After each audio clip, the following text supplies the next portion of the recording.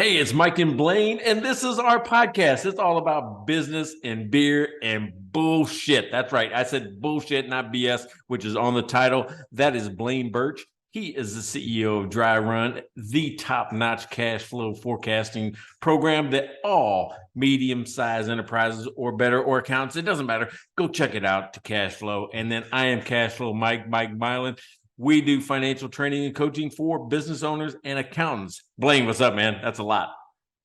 That's a mouthful. That's a brand new. You nailed it though. It's the brand new beginning because for those of you that have been listening to the show for quite some time, everyone seems to know us as Mike and Blaine, like they do. And so we finally decided to drop the nobody told me because everyone knows us as Mike and Blaine. So now it's just Mike and Blaine, we've always had the business beer and BS. So we're raring to go because this is episode 73. So that's man. That's the year I was born. 73, season 3. And well, if you go to our page now, if you've never heard us, it doesn't matter because it will look new to you. It'll look like it always did. But if you're one of our loyal followers, right, that have been with us for 73 episodes, you're going to see something new. And it was a point of contention. It was a little rough in my neighborhood, Blaine. I got to tell you, when I was trying to socialize this thing around. But we got new graphics. We got kind of a new name. Maybe even a bigger swagger. What do you think? Maybe we got that too. Oh yeah, well I think it's more fitting of us. We'll see. Like you guys let us know if you like it or not. We can change it again if it doesn't work. But we wanted to grab attention in the podcast listings and say like, hey, we have a fun podcast here. It's kind of irreverent. It's a little different, a little rebellious. So that's what we went with, and that's so go check it out. You'll see it on the YouTube channel. You'll see it on BuzzFeed. It'll eventually get onto the other ones too. Our website will be the last thing, but it'll get overhauled at some point too. But check it out. Check it out on YouTube and let us know what you think. And make sure you subscribe while you're there. Yeah, we're not on BuzzFeed. Buzzsprout. You said BuzzFeed. And I'm like going, oh, holy shit, we're on BuzzFeed now? Oh yeah, we're not on BuzzFeed. Yeah, no, I've heard BuzzFeed. I've heard it, but now no, it's Buzzsprout. There's so many, and I think we use no. I get totally confused by some of these techie names since the 2000s when they all started to show up. Get them all So, mixed up. all right, so I chose today's topic based on this change, right? Based on this change and based on my experience with Breger and Pat. Right? I'm gonna All call them right. out because you caused me heartache and turmoil and stress and anxiety. So I'm gonna call you out. But here's the topic, right? It's from Yeah. Henry Ford. I guess this is like 2 in a row from Henry Ford, but Nice. Henry Ford, what he said was, if I had asked people what they wanted, they would have said a faster horse. Yes. Yes. Yeah. I've heard that before. Yeah. It's yeah, I'm ready to dive into that. But before we do that, we got to get to the beer part of the podcast because that's what we always start with. What are you drinking today? You know what? I found something cool. Now I've done something from Martin House before, right? So this is, remember our new rule was we could do the same brewery again. Yep. Uh, but man, I found this thing called Astronaut Apocalypse. But look at, oh, I gotta need to get the, Nice. what is it? But look at the art on this thing, right? So I mean, it's an Super astronaut. cool. I mean, he's fighting. He's in some type of apocalyptic. Look, there's the bad guy. I mean, this thing's the Nice. whole story on a can. They're out of Fort Worth, Texas, and it's a stout made with coconut. So I'm like, going, man, this is Cool. really going to, change lives. I think. Oh What man. what kind of alcohol? I can't. It's so small, I can't tell. It's probably 8% because I said that.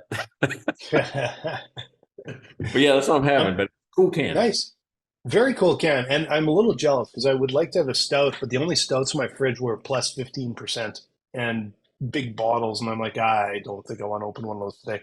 So I was looking through the fridge, and I don't know if we featured these guys before, but I thought this little graphic of the seeing eye graphic just seems somehow useful for today. And it's called Noble Tendencies Czech style Pilsner from Lost Abbey. We may have done Lost Abbey before. I've had a bunch of their stuff in the past. But it's a really nice beer. Like Czech Pilsner is always one of my favorites, and this is, I guess, a Czech style Pilsner. So, and it's quite good. All right, so I just checked the alcohol in this. It's 12. That can't be good. That might be a little bit, you might be a little droopy by the end. It's Um, gonna be a little slurry, a little slippery by the end of this hour. yeah, I have a 17 in my fridge. I've been just holding off on that sucker, but I won't be doing that on a podcast. I think that's a Saturday afternoon if I want to take a nap. Oh my God. So it's good. Almond Joy. It Oh, tastes nice. just like an almond joy. Oh my God. If you've never had an astronaut apocalypse, it tastes just like an almond joy. Oh man, I gotta see if I can try. I gotta. That's right up my alley. I'm gonna see if I can find that one around town here. Yeah, right on. So, okay. If not, you're going to be in town, right? Or you're going to be close. We're going to be like, I'll feel it though. There'll be a disturbance in the force as soon as you hit the Texas airwaves or Texas airstream.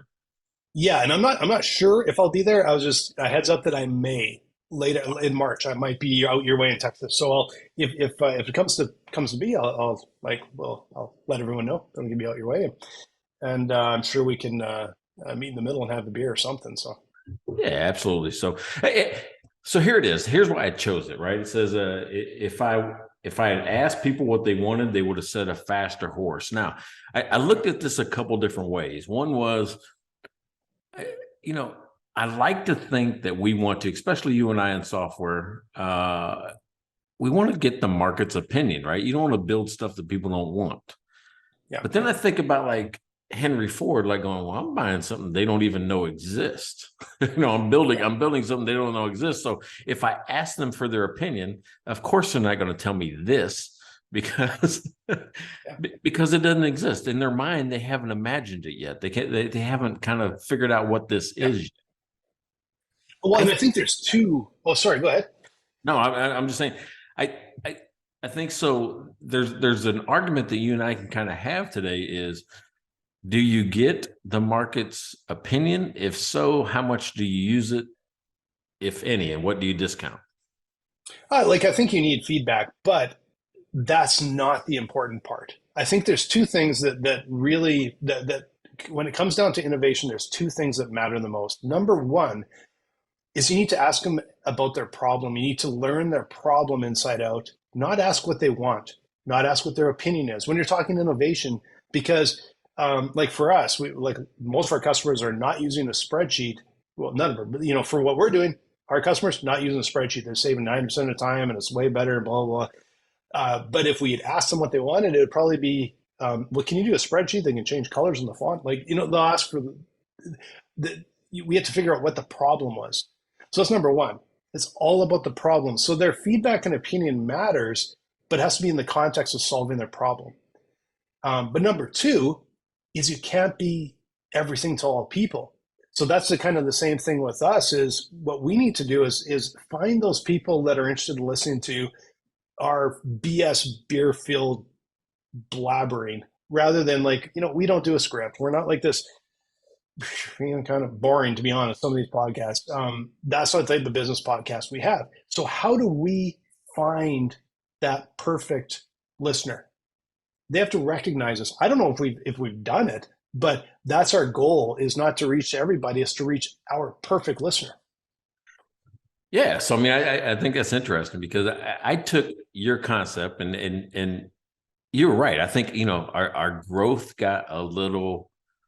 It lost some juice, right? We were growing pretty fast. Things were happening. We had sponsors coming in. We had beer. We had all these things happening, and it kind of plateaued a little bit. We're like going, okay, that's when you got to change, right? So Yeah. what I think you and I are doing is practicing what we preach.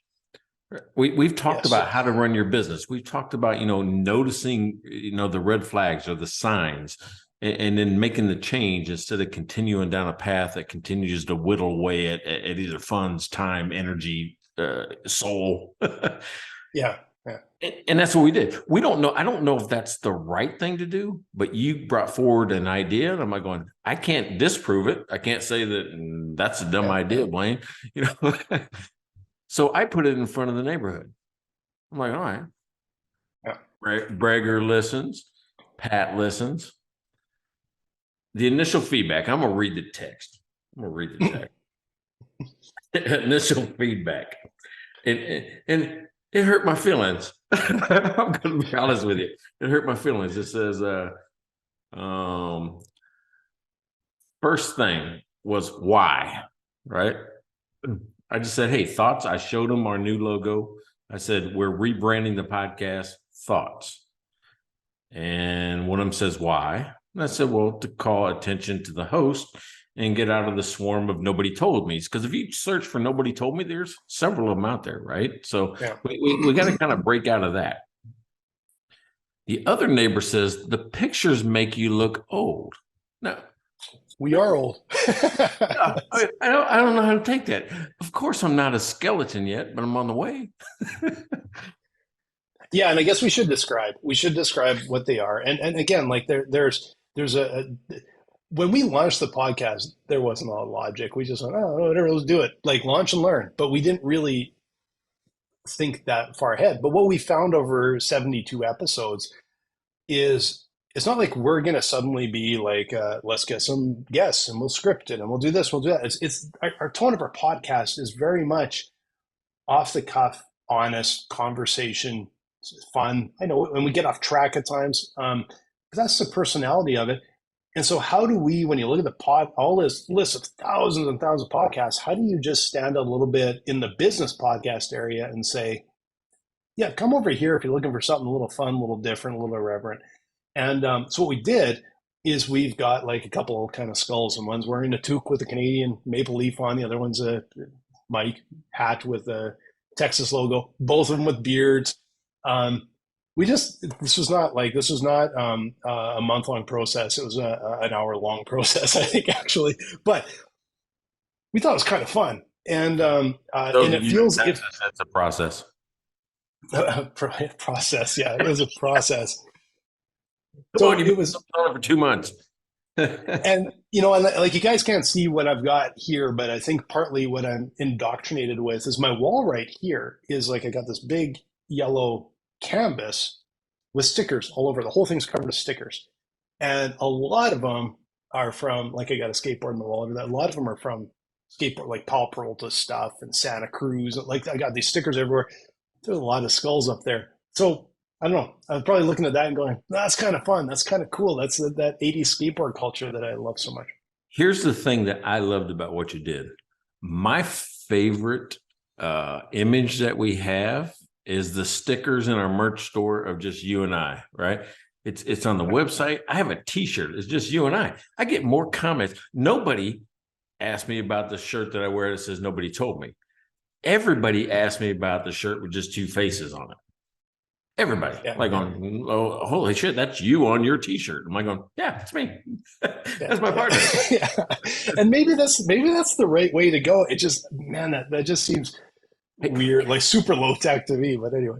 Today I saw is it GIF or GIF? GIF? Must be GIF.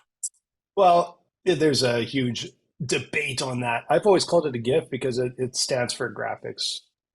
All right, so GIF. All right, so blah blah blah. All right, but imagine this: that picture, which is our real faces, right, with skin on it, and then the skulls, and they just flip between each other. Okay. Because it's in almost the exact same position as the picture is. Yeah. Well, we could try this, like the morph thing. That'd make like a really cool like Instagram post or something. That's Well, I can play with that, but. There, and I don't know, like, again, you ask people's opinions, but you know what? The opinions will never trump data.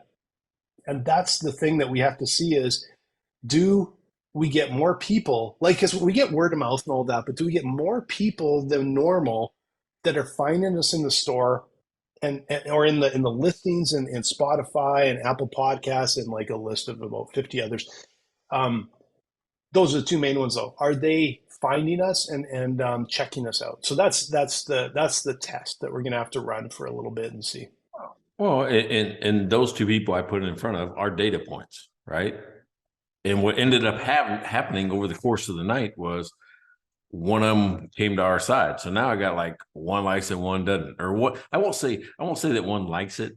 One said, I can go with it. I can get behind it. Like, it isn't the worst thing in the world. Yeah, but and again, like even as a startup, something you have to be really conscious of is if you're using the data, you have to have a big enough sample size. So it's really easy to go with just like one, two, three opinion.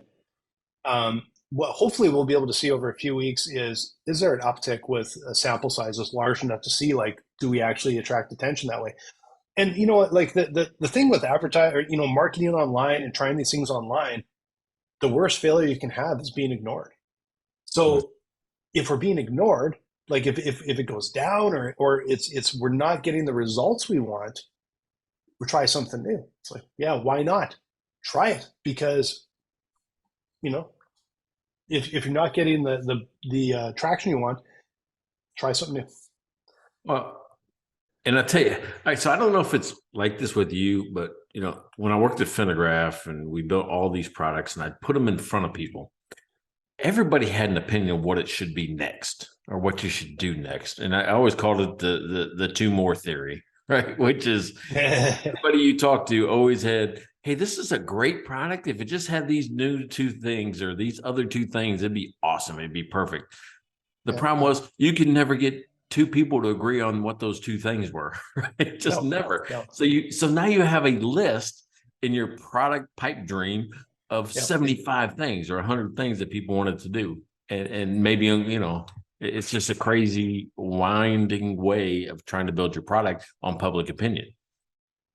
Yeah, and we try our hardest not to do that, but I know at times we've followed and sometimes a crowd, but followed the wrong crowd. Like followed, a bunch of opinions that were just like, yeah, but in the end, those aren't our primary users. Those aren't the ones that are coming in and sticking around for years and years and getting all the benefit out of dry run. And it's boy, it's there's that art and science, right? They both, it's not just science, it's not just an art. You kind of have to merge the two and make these decisions. And but it's there is that cross point where it's like you need feedback from your customers. But I suppose in a way, it's at what point, like with Henry Ford, you recognize that there's an opportunity here because there's a problem. Like people are stuck with horses and they're slow and they can only go so far and then you have to feed them and you blah blah blah. They can only carry so much. They can, Only carry so much. So you saw a problem there. So of course, if you went and asked, they would just give me a faster horse, give me a bigger horse. Like that's what they can think of. But once he built his first car or his first like prototype, then it's good. It's good to. I don't even want to ask their opinion. What you want to do is actually see how they use it, see what problems they run into. Because if you ask them and say, "What do you think?" Well, I think it looks weird. But if you just said, "Okay, sit down here, press that pedal, and do this," and do they feel the magic? So we've even talked about that a lot on our team here. Of if you ask an opinion, you're going to get it, but it may have zero value. It's more impactful when we have a systematic process in place. I got there to make sure that we're actually testing properly. That there's a way that we're it's like it's sort of task driven and you get to see what they do. You don't ask for an opinion because boy, it can be so misleading if you ask for if you ask an opinion or survey or whatever. Yeah, especially if they're not dealing with the same context as you are, right? I mean, they don't have the Yeah. background or the knowledge or the education, or they're not seeing the pattern of the way things have evolved, right? They just know what they know and they're missing a connection, right? And analytical minds do that all the time. That's where you hear the term like, yeah, there's just not enough information to make a decision. When somebody gets stalled that way, it's because they're missing part of the equation. They know step A, step B, and maybe you and I, as innovators, can infer step C because we know step D will happen. But if they don't see step C, they don't see step C. That's weird to say. Yeah. Then they can't get there. They get stuck on, well, what happens there? What's going to happen? Well, we're going to do these things, and it'll be step D. Yeah. Yeah. Like I was on a call earlier this week with a an organization overseas, and they were taking a look at dry run, and so this is like almost a committee of the 5 or 6 people there, and uh, but it was kind of interesting because the 2 people I was sort of talking about the most were more in the finance area, right? So they're used to the finance software. I know they'll spend a lot of time in spreadsheets, and like one of the comments at the end is like, yeah, does like one was, yeah, does exactly what we need, and the next was, that seems really easy to use, and it was, that's not sort of typical, I guess, of that group, but like to have that sort of that feedback back, because this was something they'd never seen before. That's their impression. It's like, does what it needs to do, and it seems really easy to use, and that's, something where you're going like, yeah, we wouldn't have got there if we had tried to follow what people asked for. It's like, no, let's solve the problem. Let's make it easy. Let's make it carry this load, right? Super important what you just said. We wouldn't have got there if we would have followed what other people had to say, because it wasn't solving the problem. It was addressing an ease of now. Yeah. Right. It was like, oh, well, it makes it easier, or it's something I know I'm comfortable with. Yeah. Now, I just thought of something here, because this, I know you felt this a, a bunch of times. So have I. And this is where we're at with Mike Blaine. Early on, there are so many naysayers. And the more success you get, the number of naysayers starts to go down, right? Yeah. But early on, it's like shooting fish in a barrel, because if you haven't proven anything yet, or you haven't proven enough, and then every step you can get knocked, you're going to get knocked. But as an entrepreneur, how often is it like my natural tendency is to push back and go, F you, no way, back off. Hey, for the first time today, right before this, remember I was late to this recording. Yep. The guy was telling me his list of top 5 podcasts that he listens to now. He says, you guys bumped to the top of the list. Nice. But he listed off like Cloud Accounting Podcast, and it's the Universal Accounting and the Ultimate Accounting. Something. I mean, so like there were several well-known or better-known, well-known Cloud Accounting podcasts, are really well-known, but better-known podcasts than we have, that we've now kind of moved in. And I'm like going, well, is that the tipping point? Is that where, all of a sudden people go, they're talking about your name inside the context of other well-known names? Because that hasn't happened to me before. Nobody's ever mentioned our podcast next to another podcast that I know. Yeah. Well, that's, first of all, that's super cool to hear. But it feels like that's that place where we're in with the podcast is very different from where we're in. Like you're sort of starting out with your coaching, but you've done a lot of that in the past. Dry Run, we've been at it for a while. We're more into like figuring this out and refining this and doing that. We're really early in the podcast, sort of with Mike and Blaine, and it's interesting to kind of think back to those hoops that I went through early with Dry Run, when you found the first few people that loved you. Like not just, it's people that are buying and people that are, no, but there's some that just love you. They're really, they kind of like, that puts the spring in your step a little bit, but it also sort of validates things. But now the question is, how do we get to more of that person? Because a lot of people they would not have us listed in their favorite podcast, right? Because they're interested in something different. How do we find more of that perfect podcast listener? That for us, that perfect client, right? That it's not really a client, but I know what you call the perfect listener profile, right? Like, how do you find that one? And what I'm afraid of, and I don't want to go this way with this podcast, but I see a lot of people just doing dumb shit. I mean, I listen to them. I'm like going, that's just a terrible conversation. It's just a bad conversation. I don't want to have that with you. I want to be able to take, right now we're just taking quotes, right? Yeah.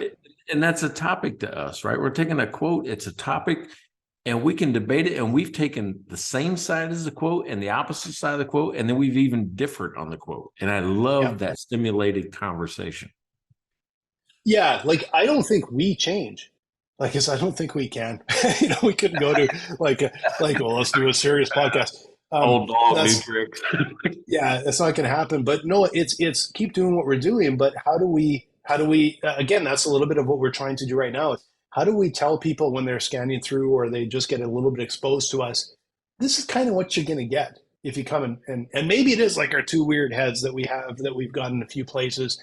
Um, that one just seemed like garage sale to me. Like it was just too that was way too low to me. Like we got to a Dude, little energy to it, right? we literally built this podcast on just a, hey, you want to record this Zoom and we'll make it a podcast? Yeah. And then we created with just basic text and a clip art of two beer mugs. Yeah. That was our brand. And what I liked about it is startup, new idea, don't want to put a lot of time, effort, and money into something that we don't know if we're going to like, for one, but two, it will actually do something.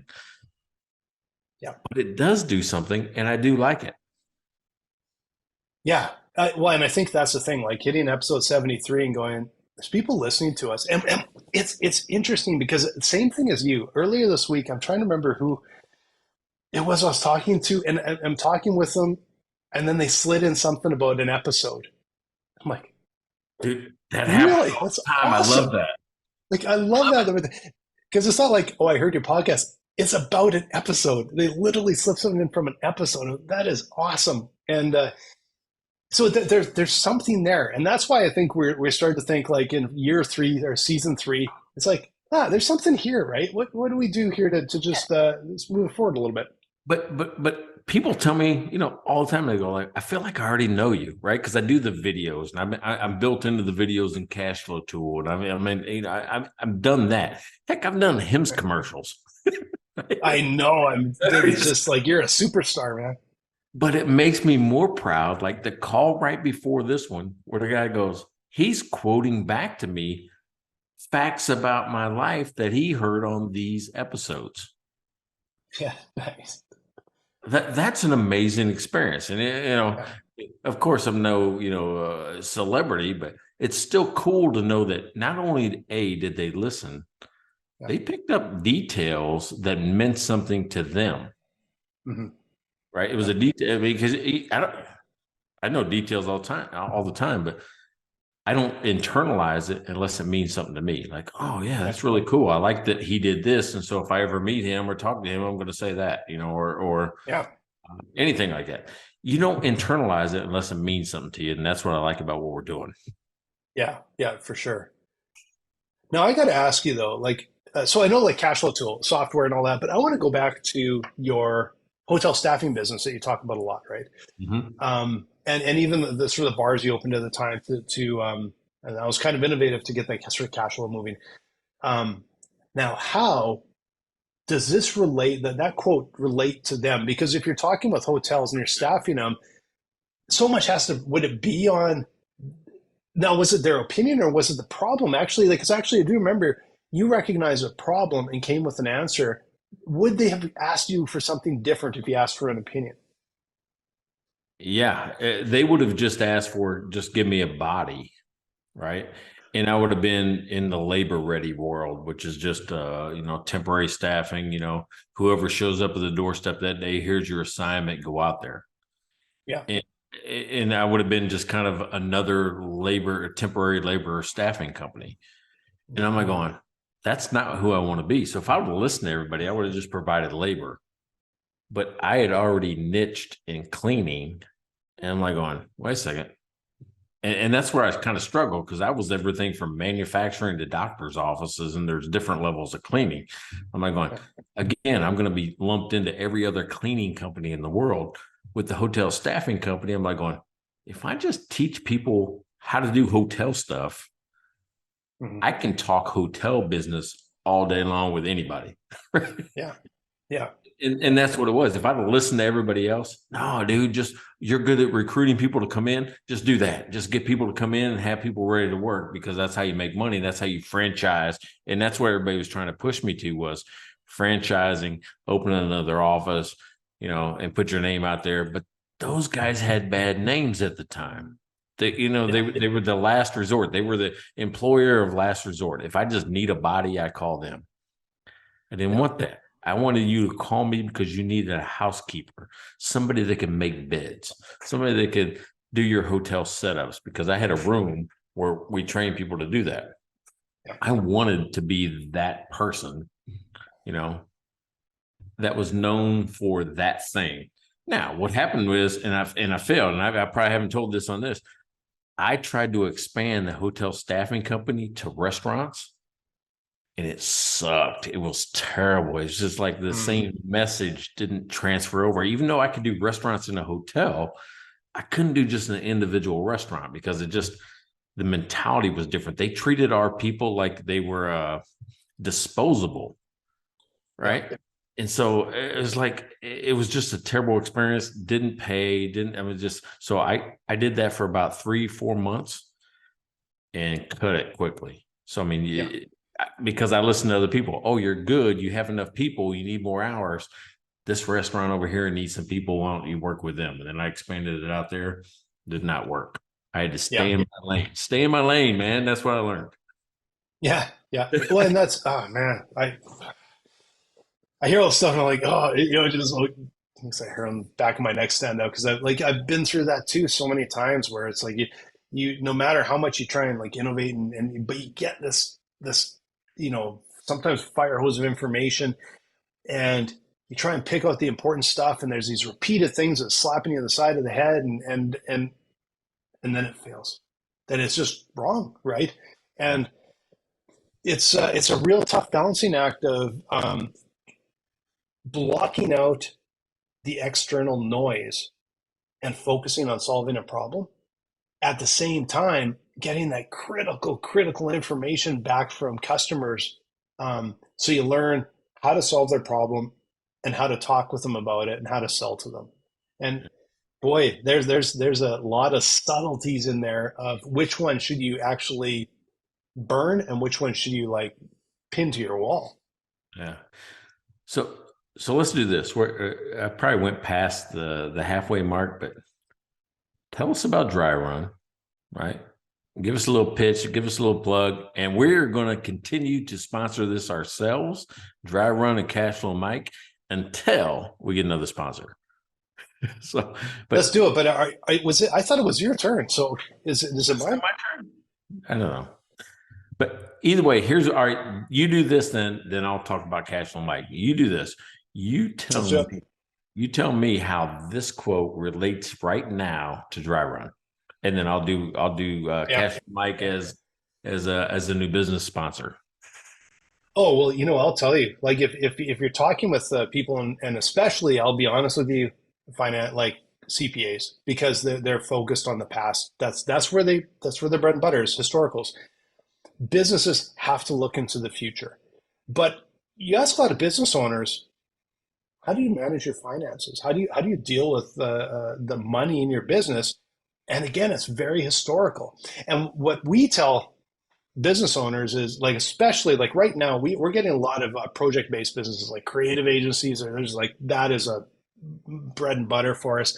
And I remember, I think we actually talked about this maybe on last episode of the day that I looked down, around 2009, 2010, and realized how much money I had left on the table in my business.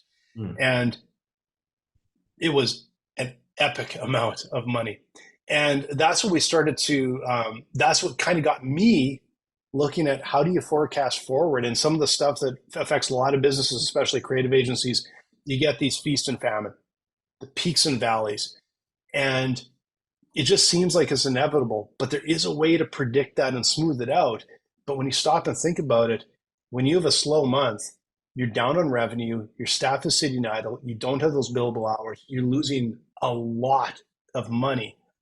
And then suddenly you get this massive tidal wave of work coming in, and now you're overworked, you're paying overtime, you're paying contractors to pick it up, and now you're losing your profit. And it can go up and down and up and down. And by the end of the year, you just flush hundreds of thousands of dollars out of the bottom of your business in revenue. And you're not, even for the stuff you did, you don't even have the profit margin you should have. Well, Dry Run's going to help you with that. So I'll just go to some of the nuts and bolts here. We're going to show you how much does it cost to stay in business every month? How much do you have to make this year to be profitable? And then we're going to show you how, like, first of all, what's with your cash flow? Because near term, you got to keep the lights on. But longer term, what's coming in? What do your sales projections look like? Because if you need to make $2 million this year, you can't make it in 13 months. You have to make it in hopefully 11. So that's what we do. We help you project all of that week to week. You're just constantly in there figuring out what's going on in the business. But if you're trying to do that in a spreadsheet right now, I know you're killing yourself and you're spending wasting way too much time, and you got broken equations and everything else. And we just handle all of that and make it painless and beautiful. Yeah, see, that's where I think that, and this episode is sponsored by Cashflow Mike.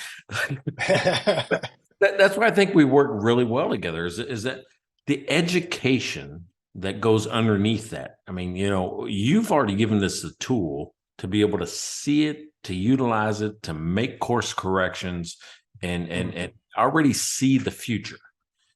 Yeah. The problem is with some folks is that there's a hesitancy. There's a little bit of lack of confidence because they either don't know, they don't understand the concept, they don't see the dynamics of how things work together. And that's where I come in, right? Is that I've got a whole program that teaches people how these things work together so you know what lever to pull. You're going to flash the warning sign. I'm going to give them the ultimate knowledge to make the course correction. I'm going to call it that. I don't know what else to call it. But to make the adjustment, the real-time, real-life adjustment based on what you're seeing inside your tool. Is that a good way to make this thing work? Absolutely. We both help to find cash in the business, but what I'll do is I'm going to, like, just the day-to-day, you're bleeding out. We're going to fix that. We're going to get you going. And then it's like, now that long-term business health, Mike will get into detail that we don't cover. Areas, pockets where there's more and more money. And the two of us together will make you hundreds of thousands of dollars this year if you come talk with us. I'm not BSing you guys here. I know full well, like, I've seen it firsthand how much money leaks out the bottom of a business. Just come and talk with us, and it's no strings attached. Come talk with us. We'll show you what we do. All right, back to the topic. Can you tell we don't script this stuff at all? Even our own little commercials don't even know who's up this week. Is the you, is the me? I don't know. But has there been times where the feedback you're getting is wrong? Yes. Yeah.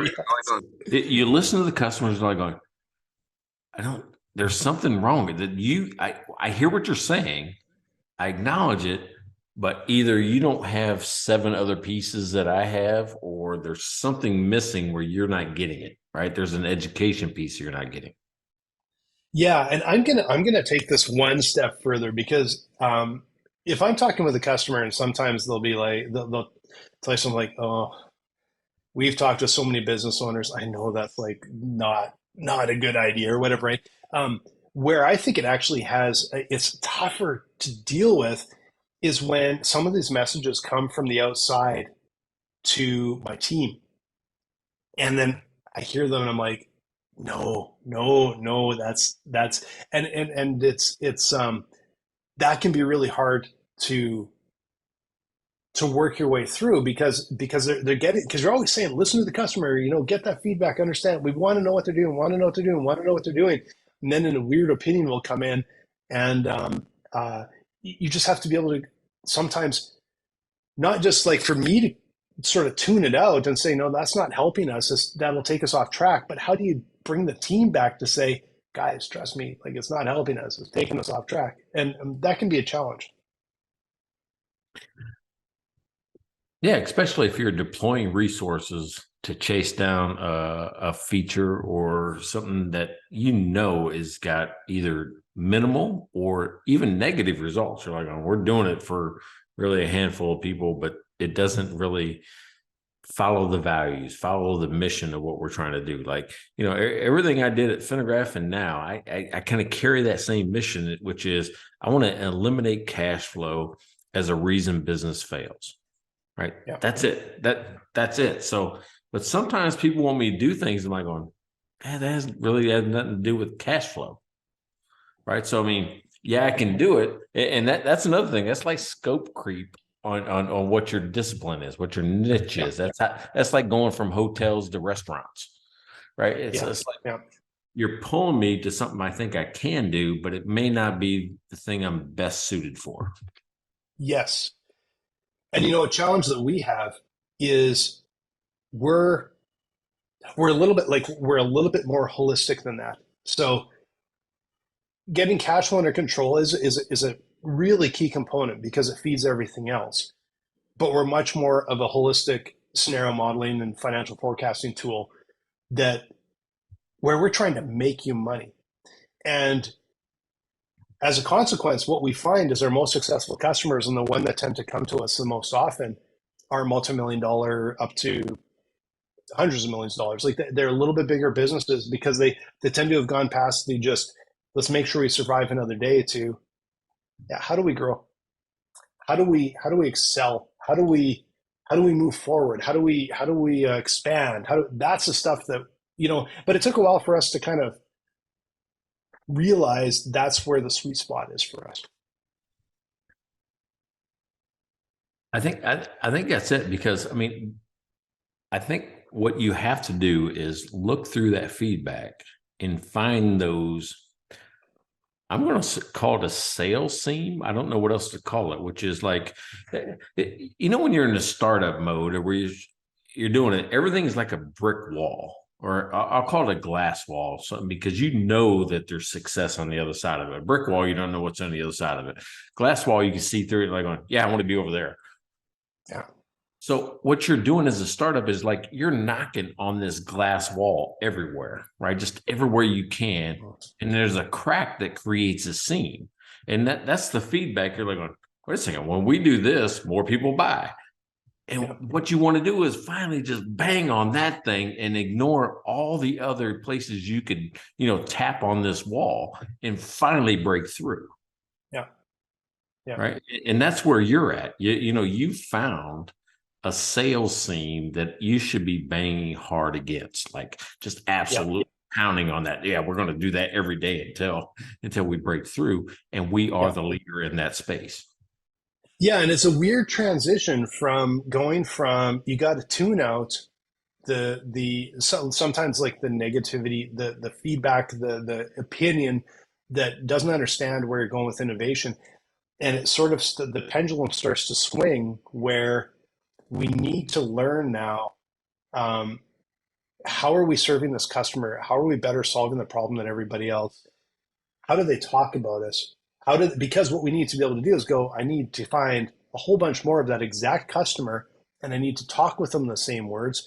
I need to solve their problems in the same way. And so it actually goes from, to some degree, just learning about the problem and tuning everything else out to really a heavy focus on the details. What are they telling us? How are they speaking about this? How are they talking about it? It's kind of weird because it is kind of a change, and it's hard to know when you tune things out and when you actually rely on it, right? Yeah, exactly right. So, hey, we're getting right up at that point in time. So, what'd you learn today about connecting Henry Ford's statement of, if I asked people what they wanted, they'd tell me a faster horse. Yeah. What'd you learn today from there to here? Well, I think like the customer feedback, that whole side is very nuanced, and it depends what stage you're at and what you're looking for. But the foundation of the quote is what he's referring to as innovation. He's not talking about Ford today. He's talking about Model T or whatever. And innovation can be stifled when you're asking someone, like, if you try and expect your potential customer to solve the problem for themselves, they would have done it already. So you have to understand the problem. But boy, that opinion can be highly, highly misleading, and it would kill off a lot of startups if they start following that. Well, I mean, you know as well as I do how hard it is to really identify the problem and articulate it, especially like Yeah. cash flow, small business. It's like going, how do I articulate this problem to where I know they're experiencing it and they're feeling the pain, but I want one sentence where when they hear it, they go, "That's me," and they want to know more, right? Yeah. And it aligns what I have and what I can do with what they're experiencing, what they need. Yeah. Yeah. You're talking about their problem. You're talking about the value you bring, not the features you have. And that's, it's hard. It seems easy, but it's really hard. It's hard to get it focused and clear and just bang on for that group, right? Well, I've been trying forever to come up with that one sentence, right? It's that one sentence that just everybody knows what it is. And it's like I help the ideal person, whatever that is, you know, with who wants to know this skill set, which is, in my case, financial education, because they want to attain this result. So it's audience, it's skill set, it's result, without feeling the pain, whatever that is, time, money, lack of sleep, anxiety, doesn't matter. And then by using my clear path to cash method. But I've been trying to look at all these ways to tell that one sentence, and some of them are too simplistic, where it's too vague and people can't self-select. And that's what I'm trying to do is, how do I nail down that sentence to whereas everybody can use it, everybody can fill in the blanks, everybody can understand their ideal customer, because they will self-select into what you already can solve. Yeah, it's a real challenge. But the one thing that I will say is it's not everybody, These damn 12% right? beers. Yeah. But it's finding that perfect customer for you. Not everybody. It's who is that perfect customer? That's going to help a lot. We should dig into that one of these days. What is the customer? Who is it that we should be talking to, and how do you Yeah, define that, right? So I think that's a good one. So, yeah. hey, we're in the books 73 under the new brand. This is our first episode on the new brand, and here's what I think happened. I think we came with more energy. I think we came with, we got to sell it harder because Breger and Pat said it was terrible. Yeah, exactly. And we would love to hear from you guys, see what you think of our two toque and cap laden skeleton heads. If that's a good idea or a dumb one, but hopefully we have a good reaction though. That's what I think we're looking for is a reaction, and people will notice us, right? What I like about it is our website's name is mikeandblaine.com. The picture is Mike and Blaine. The name of the podcast is Mike and Blaine. We're starting to align who I think this podcast is. And really, it's just me and you talking. It is. And everybody knows Cashflow Mike, and people know me as Dry Run Blaine. I don't think they actually use that term, but I say so that I think we have to have that connection, right? Okay. Oh, Dry Run Blaine. Yeah. So Dry Run Blaine. So we'll see if this works. But we're willing to test because we initially didn't have a whole lot of thought put into it, but now we have a little bit of thought. It's not like we're spending weeks on this stuff, but love to hear your opinion, and then we'll have to decide whether we'll Henry Ford it or not. There you go. That's so Dry Run Blaine. All right. Hey, you have listened to episode number 73 of Mike and Blaine. This is business. This is beer. This is BS. And you got all of it today, courtesy of Blaine Birch and Mike Milan. Blaine, thanks for coming, man.